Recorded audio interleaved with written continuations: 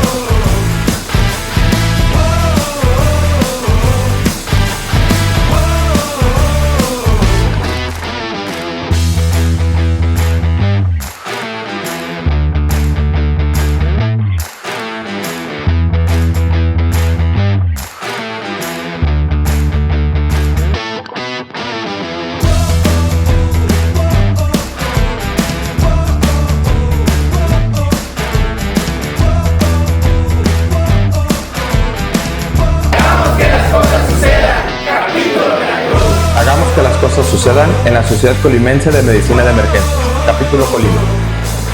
Hagamos que las cosas sucedan en el capítulo Nayarit. Hagamos que las cosas sucedan en la Sociedad Mexicana de Medicina de Emergencia.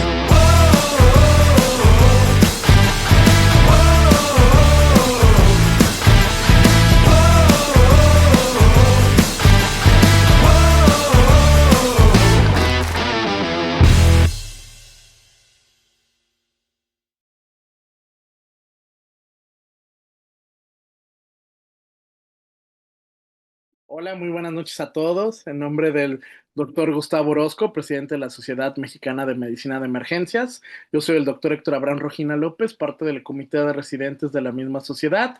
Vamos a abordar un tema muy interesante. ¿Será hora de dejar de clasificar el infarto o el síndrome coronario como si con elevación o sin elevación del ST? Para esto, el doctor Luis Francisco Silva Aranda nos va a platicar sobre este tema. Doctor, buenas noches. Muchísimas gracias por aceptar la ponencia y pues los dejamos con usted. Adelante. Doctor Héctor, muchas gracias. Bueno, así como lo dice el maestro Héctor, yo creo que, bueno, no creo, ya empieza a salir mucha evidencia que empieza a demostrar que realmente el uso del paradigma STEMI y non-STEMI ya comienza a ser anticuado. Y esto no nada más es así de la nada, como clásico de muchas guías internacionales que quieren sacar una actualización y nada más cambian el nombre de algo y una clasificación no. Esto viene incluso desde el origen de cómo se crearon estos criterios STEMI y non-STEMI. Entonces, realmente la pregunta es, ¿realmente tenemos que dejar y es un adiós a la clasificación STEMI, non-STEMI y un hola a esta clasificación nueva, que es un nuevo paradigma, que es infarto al miocardio oclusivo y no oclusivo? Vamos a ver cuál es la evidencia. Vamos a remontarnos un poco a los orígenes de cuando recién se sacaron estos criterios. Cuando recién empezaba todo el estudio de lo del infarto, la única forma en cómo quienes investigaban al respecto podían confirmar que realmente hubiera un infarto era con biomarcadores. Nunca se dedicaron a ir un poco más allá, quizás por la ausencia del recurso, hablando de la angiografía. Pero vean, realmente ellos lo único que hacían era utilizar biomarcadores. ¿Cuáles biomarcadores? Los clásicos que conocemos, que es la CPK y la CKMB, como acá nos comentan. Sin embargo, la sensibilidad de esta enzima, de este biomarcador, pues es 56%. Ya sabemos hoy en día que no son nada confiables para poder hacer el diagnóstico de un infarto. Sin embargo, en algunos hospitales sigue siendo el recurso disponible, por lo que más a favor de empezar a cambiar y conocer estos nuevos criterios que nos hablan de un infarto, porque muchas veces el urgenciólogo y el electrocardiograma van a ser las únicas herramientas que se van a tener para poder hacer el diagnóstico de un verdadero infarto.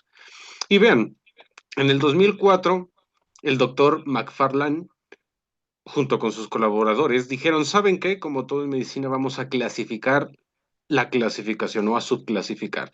Entonces ellos dijeron, ¿sabes qué? Vamos a hacer puntos de corte de elevación del segmento ST para mujeres y elevación del segmento ST en hombres, y también dependiendo de la edad. Sin embargo, ¿cómo seguían haciendo la confirmación diagnóstica? Con valores de CK-MB. Sin embargo, nunca fueron a confirmar la verdadera oclusión coronaria en esos pacientes, ¿de acuerdo? Entonces, vean, así es como nacieron los clásicos criterios que ya conocemos.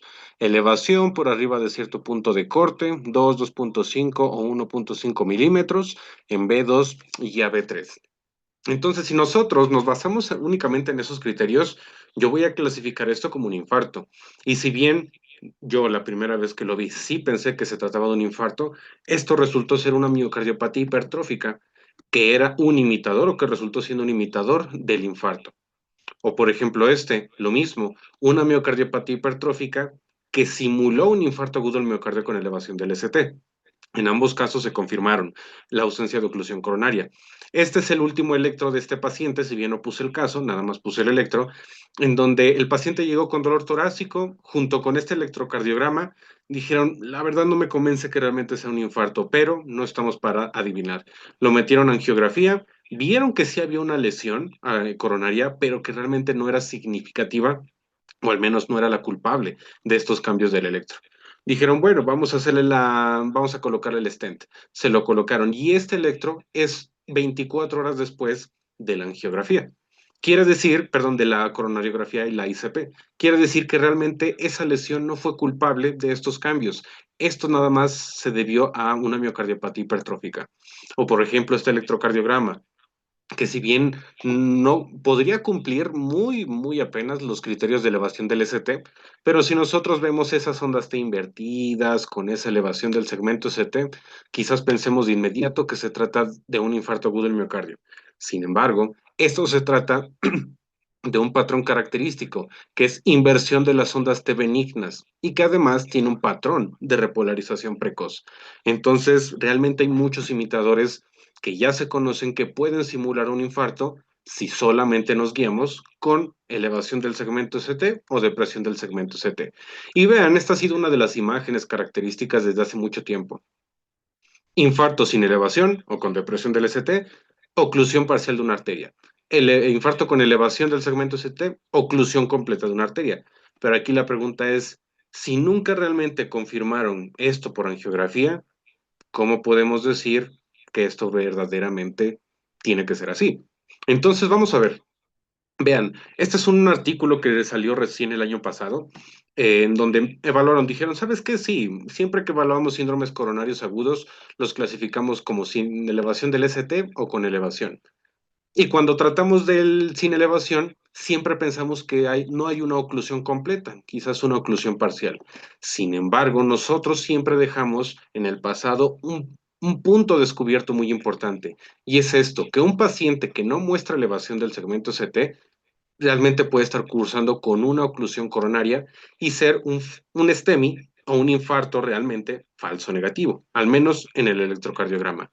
Y vean lo que nos dicen estos datos. 56% de los pacientes que realmente tengan una oclusión coronaria no van a mostrar elevación del segmento ST. Entonces, quiere decir que si nosotros seguimos utilizando los criterios de elevación para diagnosticar infarto, vamos a dejar ir al menos de 100 pacientes, 56 a casa pensando que no se trata de un infarto. Y obviamente solamente vamos a tratar las consecuencias, en el mejor de los casos una falla cardíaca, en el peor de los casos un choque cardiogénico. Vean, del 25 al 33% de los individuos clasificados como infartos sin elevación tuvieron una oclusión coronaria completa y se pudieron haber beneficiado de la reperfusión en menos de 2 horas. Bien, entonces, esta es la evidencia, si bien no es toda, pero es parte de la evidencia que nos empieza a decir, oigan, debemos de empezar a modificar algo, porque estamos dejando ir a muchos pacientes que están sufriendo un infarto, pero que no muestran elevación del segmento ST. Por ejemplo, este mismo artículo lo que nos dice es que la guía incluso del 2023, ya con información disponible y ya con evidencia, sigue diciendo lo mismo, pero no nada más dice, nosotros debemos de hacer el diagnóstico es sugestivo o inicial de infarto con elevación y sin elevación, sino que también debe ser tu diagnóstico final. ¿Y eso qué implicaciones tiene? Que si entonces mi paciente muestra un probable infarto sin elevación, ese va a ser mi diagnóstico final. Y entonces, al final de cuentas, ese paciente no se va a beneficiar de una ICP o una terapia de reperfusión en dado caso. Y vean, estos son algunos de los estudios importantes que se han hecho en la cardiología sobre algún otro tipo de desenlaces, pero vean lo característico de estos. En el estudio Paragon Bet Trial, vieron que de 528 pacientes de esta población en total, que fue en 1957, los 528 mostraron un infarto sin elevación, pero al momento de hacer la coronariografía, vieron que tenían una oclusión completa de la arteria. Lo mismo con este estudio, de 1,198 pacientes que fueron diagnosticados con infarto sin elevación, 314 tuvieron una oclusión completa coronaria. Entonces, ¿qué quiere decir? Que estamos dejando pasar pero muchos pacientes que realmente están sufriendo un infarto, pero que no los podemos detectar porque lo único que se ha estudiado desde hace mucho tiempo es elevación o depresión del segmento ST. Entonces vean, el doctor Smith, el doctor Stephen Smith, que es uno de los que se encargó de cambiar este paradigma y empezar a sacar mucha evidencia al respecto, dice, ¿saben qué? Vamos a empezar a clasificar el infarto de estas dos formas, como OMI o infarto al miocardio oclusivo, que ya no solamente se está basando en una elevación del segmento ST, sino que son patrones que pueden sugerir que esa arteria está tapada realmente. Y como NOMI. Aquí digamos que cada uno se subclasifica. El OMI se clasifica o subclasifica en STEMI positivo OMI o STEMI negativo OMI. ¿Cuál es cada uno? El STEMI positivo OMI es sí, un electrocardiograma que sí muestra elevación del ST y que sí realmente se debe a una oclusión coronaria. El STEMI negativo o OMI positivo es aquellos electrocardiogramas que no muestran elevación ST, que van a mostrar algunos patrones de los que vamos a hablar de elevación del infarto agudo del miocardio, pero que van a ser debido a una oclusión coronaria completa. Y vean, el NOMI te dice STEMI positivo, NOMI. ¿Qué quiere decir? Que no hay oclusión coronaria. Son aquellos imitadores, como cuáles, repolarización precoz, inversión de las ondas T benignas, hipertrofia ventricular, miocardiopatía hipertrófica, ¿bien? Y por último, el STEMI negativo NOMI, que no muestra ni datos de elevación del ST y que tampoco muestra datos o patrones de OMI, ¿bien? Vean este estudio, es uno de los primeros que empezaba a salir recién sobre este tema. Este fue un estudio retrospectivo que se realizó en 334 pacientes, una población pequeña, pero la verdad es que los datos fueron reveladores, en donde se sometieron a una angiografía coronaria por un probable síndrome coronario agudo, bien, en ese hospital de enero a mayo del 2023. ¿Cómo definieron OMI? Porque OMI como tal no solamente es un patrón electrocardiográfico. Para poder decir que realmente ese patrón electrocardiográfico se debe a una oclusión coronaria, utilizaron esta definición. Un flujo TIMI 0 a 2, o si quizás el TIMI resultaba en un 3, debía haber elevación de biomarcadores séricos, como cuál, troponina I mayor a 10 o troponinas ultrasensibles mayor a 5000. Entonces, realmente ellos utilizaron la misma clasificación que les mostré en la diapositiva anterior. Y vean los datos que arrojaron. 98% de los pacientes mostraron un STEMI negativo OMI. ¿Qué quiere decir? Que no mostraban elevación del segmento ST, pero al momento en que a estos pacientes se llevaron a la coronariografía, realmente mostraban una oclusión completa. Y vean, una de las conclusiones que mostró este estudio es: los criterios STEMI infraestiman a muchos pacientes con equivalentes de STEMI. Los criterios STEMI fallaron para diagnosticar una gran proporción de OMI. También fallaron identificar a los pacientes que requerían tratamiento de reperfusión. Y vean, este estudio nos muestra algunos de los patrones de OMI, que si bien los vamos a ver más adelante, pero vamos a enfocarnos principalmente a lo siguiente. Cuando nosotros vemos, por ejemplo, un bloqueo de rama izquierda, antes se pensaba, bloqueo de rama izquierda igual a infarto. Pero la verdad es que esto no es así. El bloqueo de rama izquierda realmente debe de cumplir con ciertos criterios, como los criterios de Sgarbosa o los criterios de Sgarbosa-Smith, ¿de acuerdo? También existe otro patrón que es distorsión terminal del QRS, que esto me va a lograr diferenciar de una repolarización precoz o una inversión de las ondas T benignas.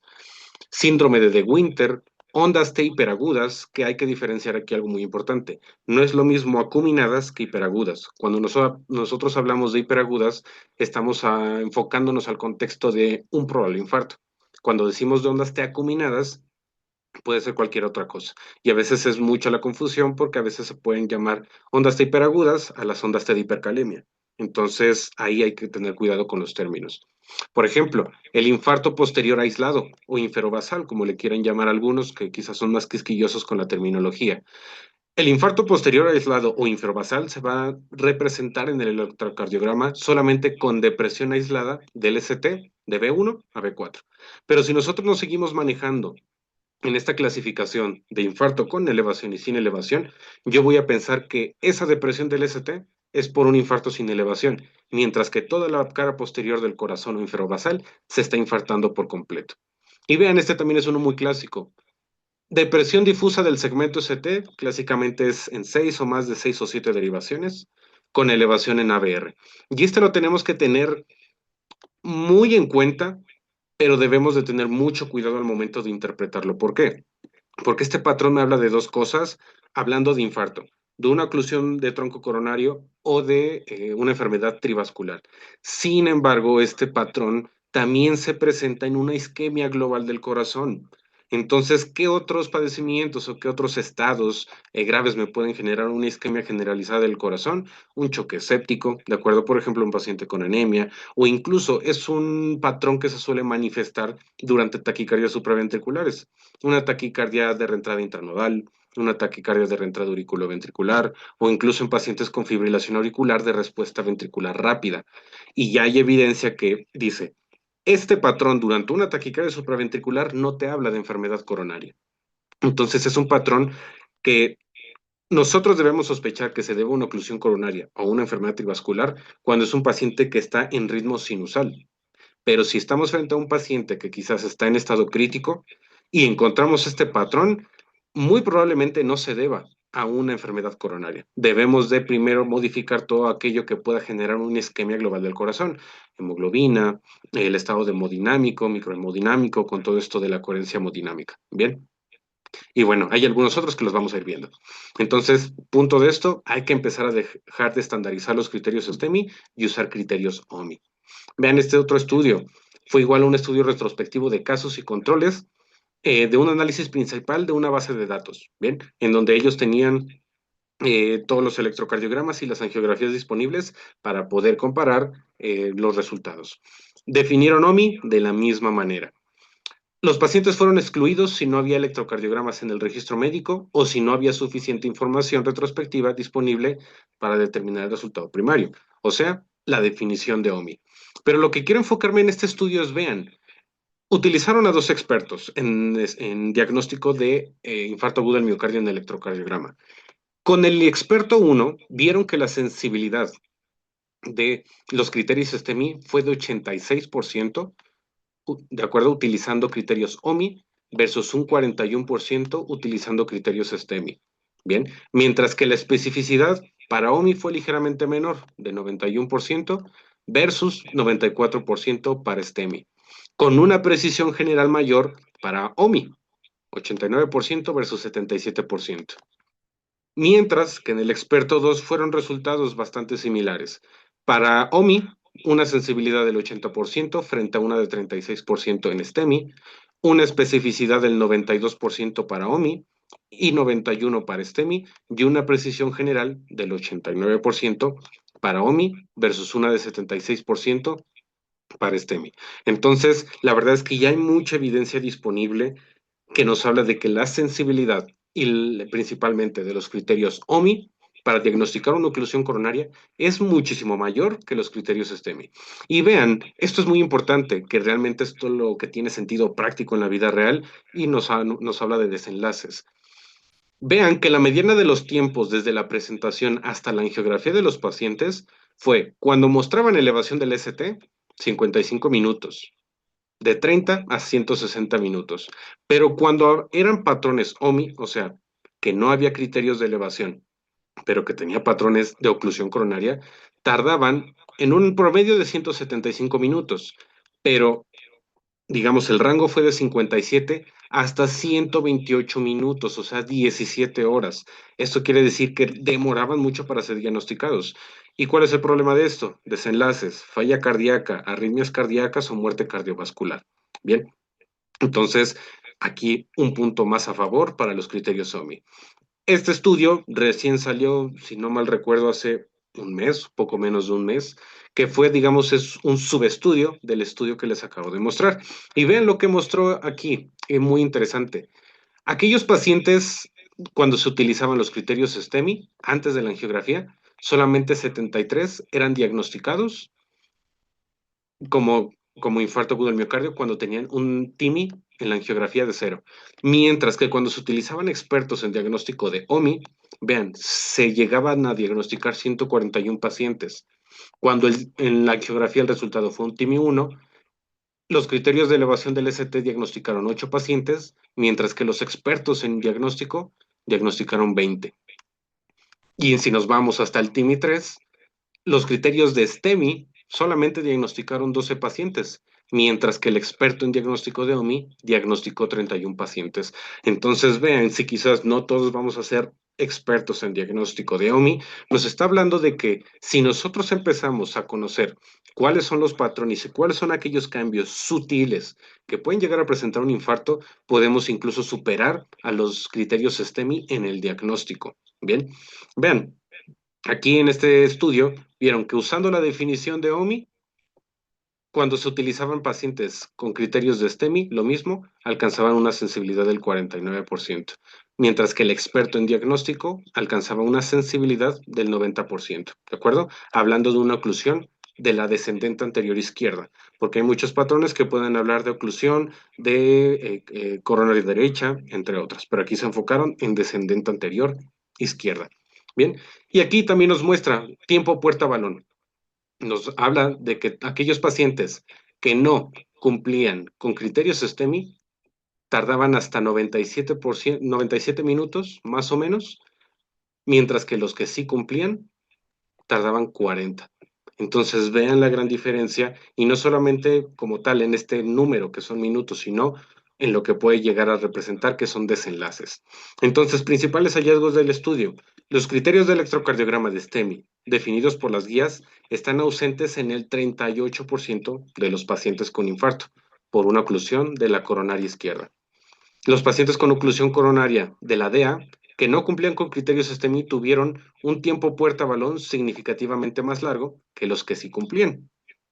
Obviamente esto se asoció a más disfunción ventricular izquierda, Vean, todos los pacientes con una oclusión aguda de la DEA fueron identificados correctamente tanto por un experto como por un modelo de inteligencia artificial. Y si bien no me voy a enfocar esto en esta charla, ya hoy existe una aplicación que se llama PM Cardio, o que incluso también se encuentra como Reina de Corazones, que ahorita ya están en la versión 3, me parece, en donde lo único que nosotros tenemos que hacer es escanear el electrocardiograma. Y con base a todos los algoritmos que ya se han implementado a esta aplicación, la misma aplicación de Reina de Corazones te dice alta probabilidad de un infarto agudo del miocardio.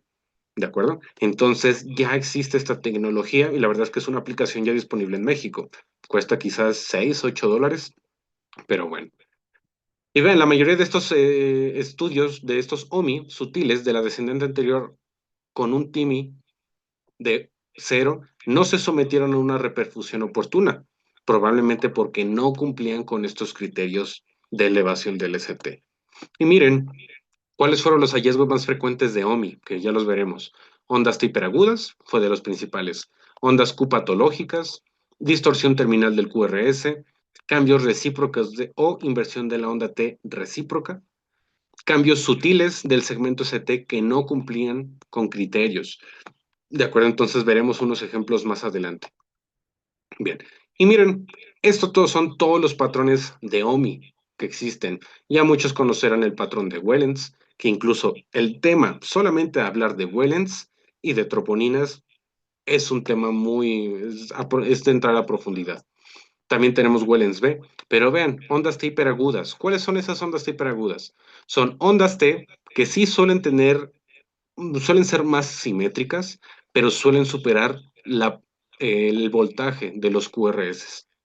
Bien, vean el síndrome o el patrón de De Winter, el patrón de Aslanger. El patrón de Aslanger es cuando nosotros tenemos elevación del ST en D3, elevación mayor en B1 que en B2, y una depresión del DST con onda terminal positiva, onda T terminal positiva, en B4, incluso hasta B5 y B6. Tenemos patrón de banderas de Sudáfrica, tenemos un bloqueo bifascicular nuevo, tenemos el infarto posterior aislado. Vean la distorsión terminal del QRS, lo que comentábamos. Si nosotros vemos que hay ausencia de una onda S, como se muestra aquí, como acá nos muestran, ausencia de onda S, eso nos habla de que esa elevación del ST realmente se puede deber a un infarto agudo del miocardio o una oclusión coronaria. Tenemos los criterios de Esgarbosa modificados o criterios de Esgarbosa-Smith. Tenemos el patrón de remolino precordial y tenemos este último patrón, Northern OMI. Bien, entonces cada uno tiene sus criterios específicos, pero si nosotros nos empeñamos en aprendernos estos criterios y saber identificarlos en el electrocardiograma, vamos a poder detectar una gran cantidad de pacientes. Ahora, es bien importante comentar lo siguiente. Donde se hacen estos estudios, pues es en Estados Unidos, y ya tienen, al menos en esos hospitales, la disponibilidad de un quirófano o de un centro de hemodinamia para hacer las angiografías lo más rápido posible. Entonces, ellos, a pesar de que todavía no hay evidencia de que estos patrones se puedan usar para trombólisis, ellos, o al menos el mayor experto, que es el doctor Stephen Smith, los ha utilizado para eso y ha visto que tienen buenos resultados.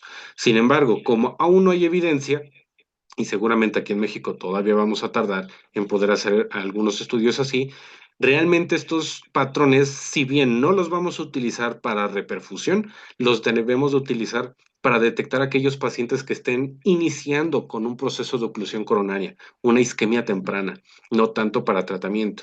Y dirán, bueno, entonces, ¿qué sentido tiene? Sí, si yo llego a detectar, por ejemplo, un patrón de remolino precordial o un patrón quizás de Aslanger, yo a este paciente no lo dejo ir a casa.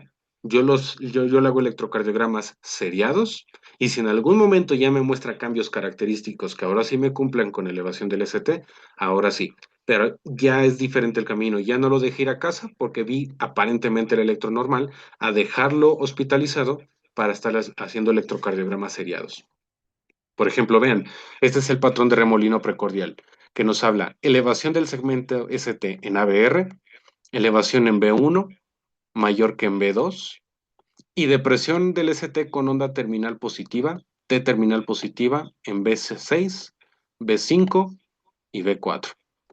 ¿De acuerdo? Incluso si nosotros somos observadores, tiene depresión recíproca del segmento ST en D2, en ABF, D3 y D2 en toda la cara inferior. Bien. Por ejemplo, vean, este es un ejemplo de ondas T hiperagudas. No es lo mismo si nosotros somos observadores esta onda T, por ejemplo, que esta onda T. Vean, de hecho, una de las características de estas ondas es base ancha, punta redondeada y un predominio o una mayor tendencia a ser simétricas. Esto fue una oclusión coronaria. Por ejemplo, otra, y ondas hiperagudas, pero ahora en la cara inferior. Vean estas ondas hiperagudas y vean la inversión de la onda T recíproca en ABL y en D1. Y aquí va un tip.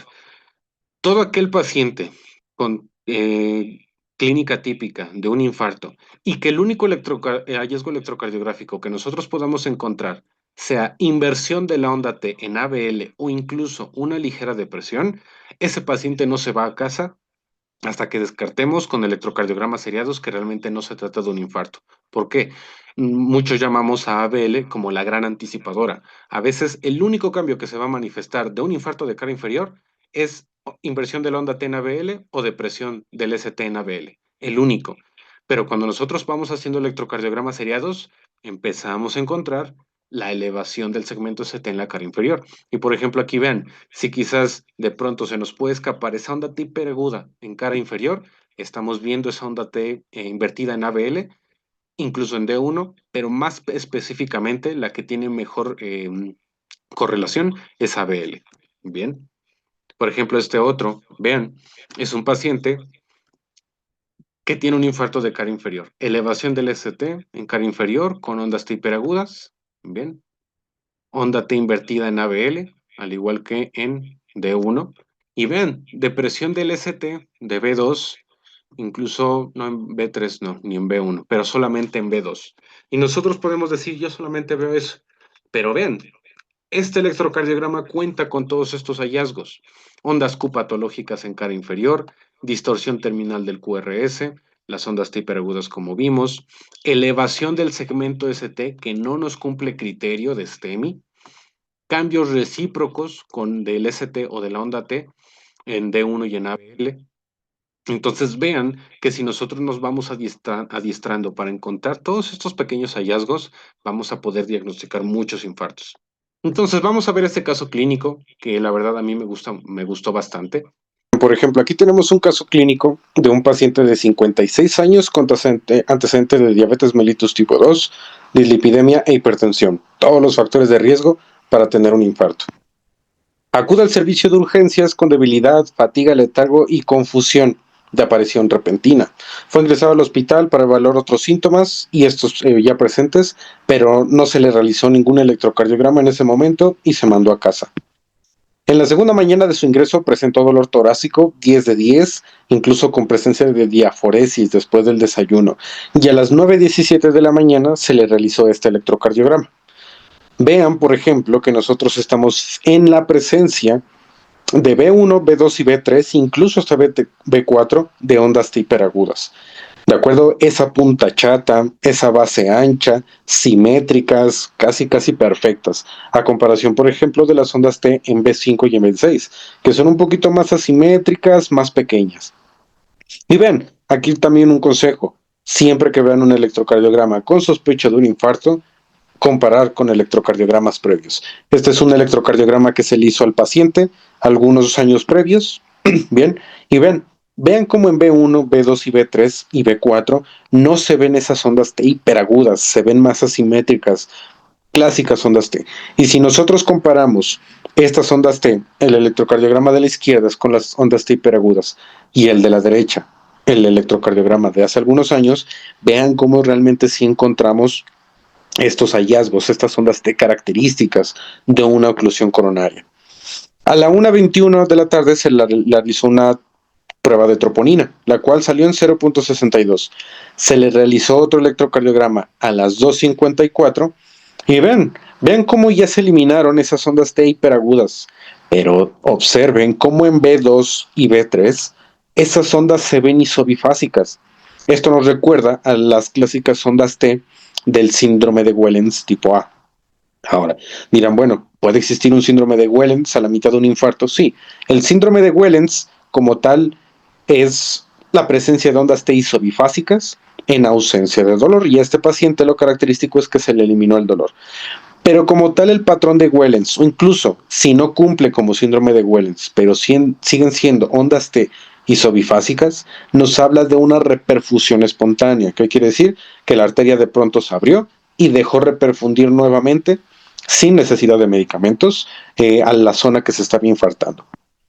Entonces, a las 3:18 de la tarde se le realizó un ecocardiograma, el cual mostró hipocinesia de la pared anterior media y distal y del tabique medio y distal. Entonces ya desde ahí, ya nosotros vamos correlacionando todo. A las 4 o 5 de la tarde se repitió medición de troponinas, las cuales ya alcanzaba 5.271. Hasta ese momento se le diagnosticó como infarto sin elevación. Y lo que comentábamos, las implicaciones que tiene esto en el manejo son muchas. Se programó una angiografía para el día siguiente. A las 9:11 de la noche se le volvió a hacer algunas troponinas y alcanzaron 12.252. Esto ya es muy alto, si bien no hay como un parámetro súper definidos, esto ya es muy alto para hacer un infarto sin elevación, ¿de acuerdo? Se repitió un electrocardiograma alrededor de la medianoche, y el cual es este que les estoy mostrando, ¿bien? Vean cómo esas ondas T isobifásicas ya no están, pero ahora se invirtieron completamente. A las 5:42 del día siguiente se le realizó un último electrocardiograma. Este electrocardiograma muestra nuevamente reperfusión de la pared anterior. Cabe destacar que la progresión de la onda R en precordiales ha empeorado. ¿Y a qué se refiere? Por ejemplo, del lado izquierdo, donde dice electrocardiograma de base, es el que se le realizó algunos años. En donde dice oclusión, es cuando muestra las ondas T hiperagudas. Donde dice reperfusión es cuando muestra esas ondas T isobifásicas. Pero vean donde dice pseudonormalización. Ese electrocardiograma donde dice pseudonormalización se hizo después del donde se mostró la reperfusión. Y como tal, ¿de qué nos habla pseudonormalización? De cuando el paciente muestra un patrón de reperfusión, pero muestra hallazgos de que se reocluyó la arteria. A eso se le llama pseudonormalización. Después de un patrón de reperfusión, si se muestran nuevos datos de oclusión, se llama pseudonormalización.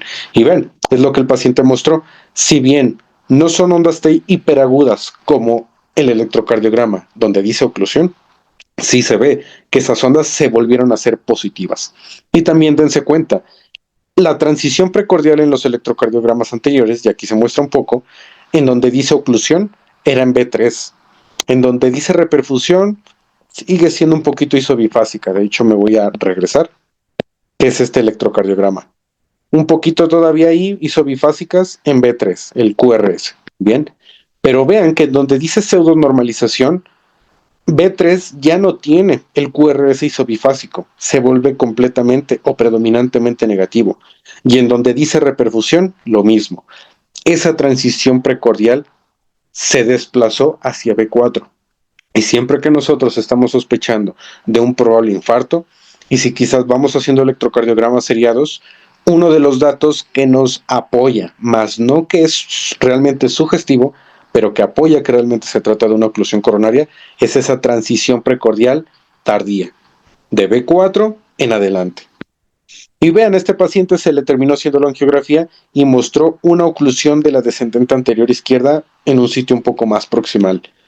Si bien realmente este paciente nunca mostró específicamente datos de elevación del segmento CT o los criterios STEMI, pero solamente conociendo el patrón de ondas T hiperagudas, el patrón de reperfusión y de pseudonormalización, nosotros pudimos haber diagnosticado desde el inicio de la clínica del paciente, o al menos desde el primer electro que se le realizó, el infarto. Por ejemplo, aquí tenemos otro caso. Vimos en los patrones OMI que cuando nosotros tenemos un bloqueo bifascicular nuevo, nos debe de hacer sospechar. Mujer afroamericana de 69 años con antecedentes médicos de hipertensión, hiperlipidemia y diabetes mellitus tipo 2. Acudió al servicio de urgencias por dolor torácico subesternal intermitente durante 3 días.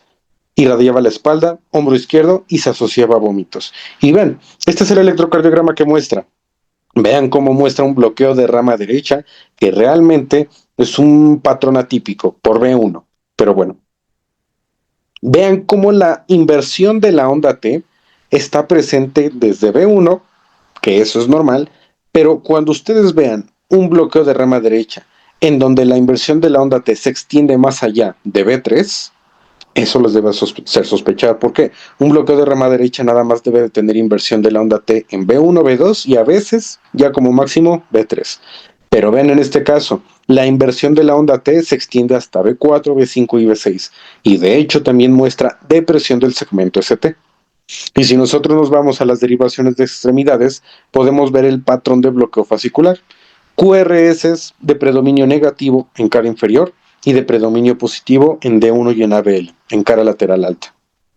Pero ahora, si nosotros nada más nos quedamos con los cortes de cada derivación, no vamos a diagnosticar o observar nada importante. Pero cuando nosotros nos vamos al B1 largo, vean cómo ese bloqueo de rama derecha va alternando. Primero hay un QRS con bloqueo de rama derecha, luego ya no. Luego otro QRS con bloqueo de rama derecha y luego ya no. Vean cómo hay un bloqueo bifascicular intermitente. Eso, en el contexto clínico adecuado, debe de hacer sospechar sobre un infarto. A las 3 horas del electrocardiograma anterior se le repitió otro electro. Y vean, se eliminó el bloqueo bifascicular, o al menos el de rama derecha. Pero vean que la inversión de la onda T persiste desde B2 hasta B6, con incluso la depresión del segmento ST en B5 y en B6. Vean, este es otro de los electrocardiogramas que se le volvió a realizar y el bloqueo bifascicular regresó. Y vean en el B1 largo cómo vuelve esa alternancia de bloqueo de rama derecha y ausencia de bloqueo, cómo se va alternando. Su troponina I alcanzó un máximo de 5.3. Debido a los cambios dinámicos del electrocardiograma y la tendencia ascendente de las troponinas, se le realizó carga de aspirina, clopidogrel y heparina para la anticoagulación. Y cuando esta paciente se llevó a la angiografía, tenía 2 lesiones en la descendente anterior izquierda, una más en un sitio proximal y una en un sitio medio distal. Entonces vean que esta paciente no mostró elevación del segmento ST nuevamente, pero ese bloqueo alternante, ese bloqueo bifascicular alternante, ya nos habla de que esa paciente estaba cursando con un infarto junto con la clínica. Ahora, hay evidencia que nos dice, cuando un paciente con infarto presenta bloqueo de rama derecha, tiene mayor mortalidad y riesgo de complicaciones que aquellos que pueden tener un bloqueo de rama izquierda, y eso ya hay evidencia. Entonces, siempre que veamos un bloqueo de rama derecha o bifascicular nuevo, ¿y cómo sabemos que es nuevo? Comparando con electros anteriores. Pero si no tenemos electros anteriores, debemos de asociar mucho con la clínica. Si el bloqueo bifascicular está en presencia de clínica sugestiva de OMI o de infarto, ese paciente debe de tener la sospecha de que se le está tapando una arteria, una oclusión coronaria. Y vean este caso muy bueno también. 60 años, presentó dolor torácico. Este fue el electrocardiograma del ingreso. Primero, hay que analizar el ritmo. Vean que este paciente está en un bloqueo auriculoventricular completo. Vean cómo en la parte de acá hay una P. Pero vean cómo hay ondas P que se van metiendo, que están completamente disociadas. Aquí hay otra P, aquí hay otra P, una P en la onda T, una P ahí, una P en la T. Vean cómo este paciente está completamente disociado el ritmo, está en un bloqueo AV completo, ¿de acuerdo? Ahora, vean en cara inferior, D1, D2 y D3, que si bien no hay elevación del ST, más o menos esas ondas T parecieran hiperagudas, pudieran ser. Vamos a ver D1 y en ABL. Vean que D1 muestra ligera depresión del segmento ST, mientras que ABL tiene inversión de la onda T. Pero bien, si bien esos cambios quizás de pronto no nos convencen, los cambios que realmente sí nos van a convencer son los que encontramos en B1, B2, B3 y B4. Vean que hay una depresión del segmento ST. Si nosotros nos dejamos guiar, insisto, por los criterios de STEMI y non-STEMI, a este paciente lo vamos a clasificar como un infarto sin elevación. Pero recordemos, uno de los patrones que nos habla de infarto es el infarto posterior, que se va a representar como depresión aislada de B1, a veces hasta B4. Este es un electrocardiograma que se le hizo a un paciente algunos meses o años previos, y vean, no mostraba ninguno de esos cambios. Vean que el ST en B1 hasta B4 se encuentra completamente normal. Con ese electro se diagnosticó STEMI negativo, pero el dolor era persistente. Se le repitió un electro a los 10 minutos. Y vean, fue este. Aquí el paciente ya retornó a ritmo sinusal, pero vean esas ondas T. Vean cómo ya empiezan a superar en D2 y en ABF, perdón, en D3 y en ABF, el voltaje del QRS. Y vean que la onda T en ABL ya es mucho más negativa. La depresión del segmento ST en B1 a B3 persiste. Entonces ya desde aquí nosotros ya debemos incluso diagnosticar que esto es un infarto por ABL y si no es de cara inferior, al menos de cara posterior. Sin embargo, la interpretación en este caso de los especialistas en cardiología fue anomalía específica del ST basada en los criterios STEMI. Pero este paciente ya desde aquí se le pudo haber hecho el diagnóstico de infarto. Pero ahora, el paciente ha tenido electroseriados que han sido STEMI negativos. Se le realizó una medición de troponina, la cual salió en 250. Un electro como el que ya vimos, con estas troponinas, ya nos debe de hacer sospechar en un infarto definitivamente. Se le repitió un tercer electrocardiograma.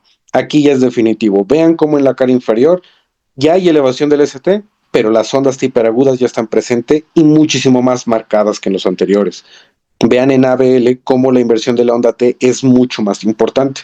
Y vean que la depresión en B1 a B4 persiste. Quien vio este electrocardiograma dijo, sigue sin convencerme. Hazle un electrocardiograma en unos 10 o 7 minutos, al menos así se reporta en el caso. Le realizaron un electrocardiograma adicional con derivaciones posteriores y derechas. Y ahora sí, elevación del segmento ST en cara inferior, depresión recíproca del ST y de la T en D1 y en ABL, depresión del ST de B1 a B3, y vean, B4R y B3R elevación, al igual que en las derivaciones posteriores. ¿Qué quiere decir?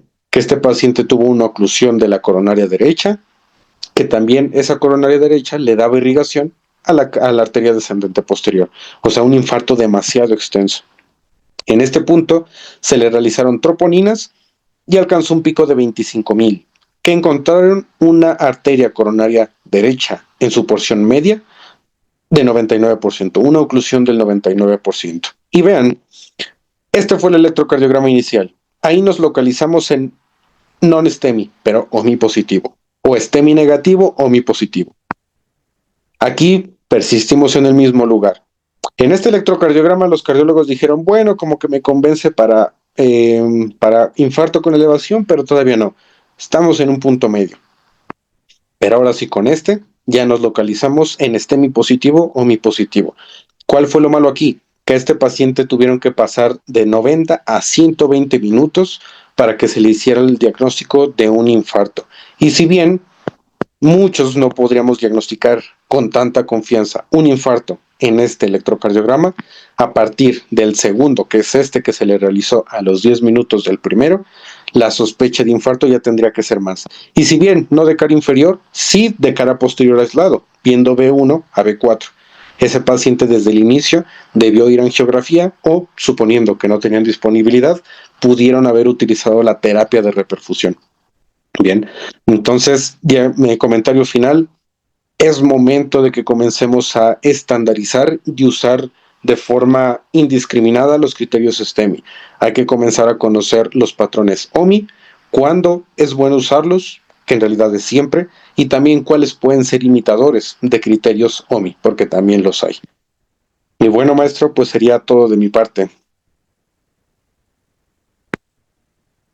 Excelente clase, doctor Luis. Muchísimas gracias. Seguimos en contacto. Espero que nos pueda ayudar con alguna otra plática. Por ejemplo, la de cómo publicar artículos estaría también muy buena para acá los Perfecto. residentes. Entonces, pues muchísimas gracias, doctor Luis. A nombre del doctor Gustavo López Orozco, presidente de la Sociedad Mexicana de Medicina de Emergencias, nos despedimos. Yo soy el doctor Héctor Rojina y síganos por nuestros canales y redes sociales. Que pasen bonita noche y que descansen. Accede a la plataforma SMME y descarga tu constancia. Solo socios vigentes.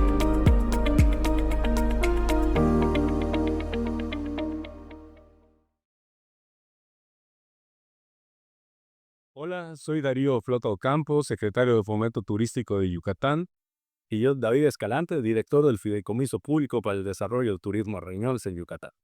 Queremos invitarlos a visitarnos en la 37ª edición del Congreso Internacional de Medicina de Urgencias y Reanimación, que se realizará del 17 al 20 de febrero del próximo año 2026, aquí en el Centro Internacional de Congresos de Yucatán. Los esperamos.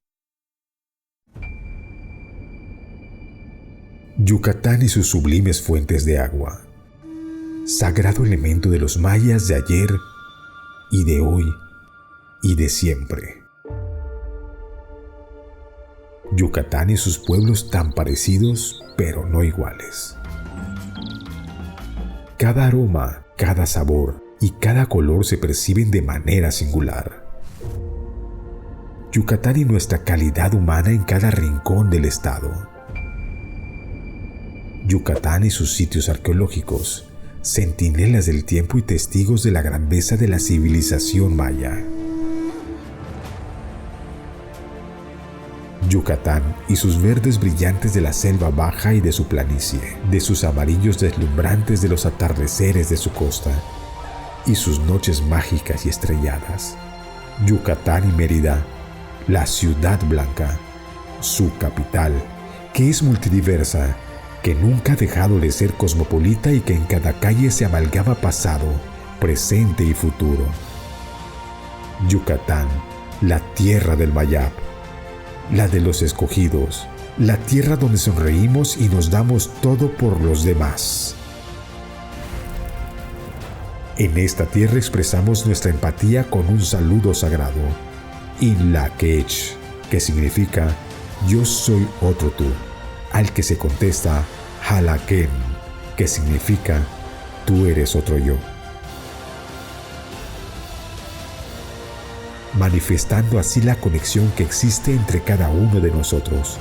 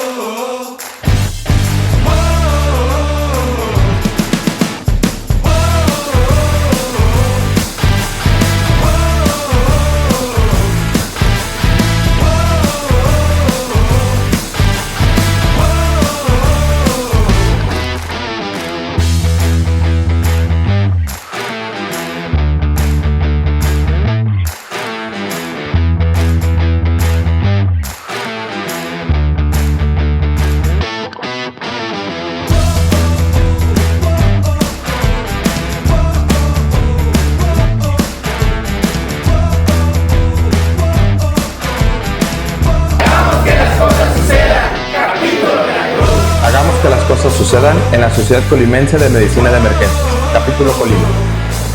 Hagamos que las cosas sucedan en el capítulo Nayarit. Hagamos que las cosas sucedan en la Sociedad Mexicana de Medicina de Emergencias.